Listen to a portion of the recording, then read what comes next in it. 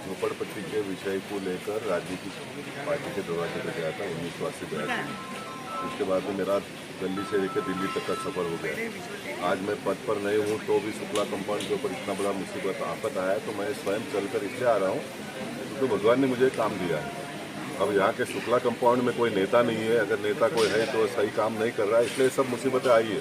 नहीं तो साहब 2011 का घर टूटता नहीं है, ये 40 साल वाला कैसा टूटता है। यहाँ के नेता लोग बराबर नहीं, इसलिए ये आफत आई है ना।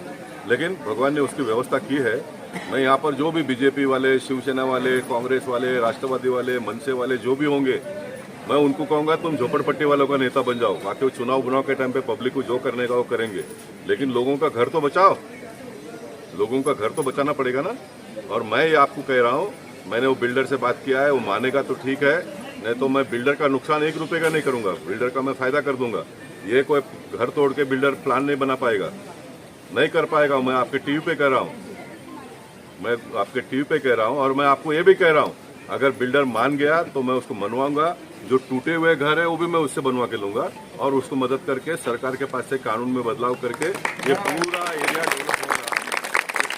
डेवलप होगा, वैसा मैं व्यवस्था करूंगा। देखो, बिल्डर कोई हमारा दुश्मन नहीं है, बिल्डिंग तो बिल्डर ही बनाएगा, बिल्डर को मदद भी करना पड़ेगा। इसलिए बाकी के लोग करते हैं नहीं करते, कैसा करते हो मुझे मालूम नहीं है, लेकिन मैं बिना मूल्य बिल्डर को करूंगा। यही अशोक जैन को हमारे वेस्ट में वो काम कर रहा है, उसको तुम टीवी इंटरव्यू ले लो, कितना बीजेपी के नगर सेवक ने पैसा लिया, आमदार ने लिया, खासदार ने लिया, वो बता देगा। सब लोग मुफ्त में मदद कर रहे हैं, तो हम उसको मदद कर रहे हैं, लेकिन उसको मदद कर रहे हैं तो वो उधर कमा के इधर लोगों को परेशान करेगा, तो ये बिल्कुल गोपाल सेठी चलाने वाला नहीं है, बिल्कुल नहीं चलाने वाला। सर,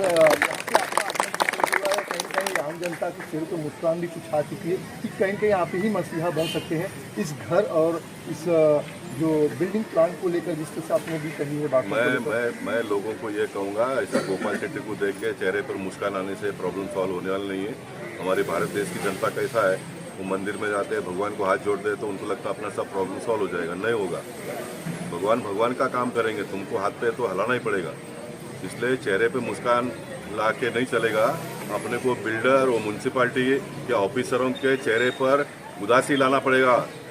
उन्होंने जो गलत कृत्य किया है उनको हमको बताना पड़ेगा। इसलिए मैं सारे लोगों को कहूँगा, एक मोर्चा म्यूनसिपाल्टी पे भी लेके जाओ।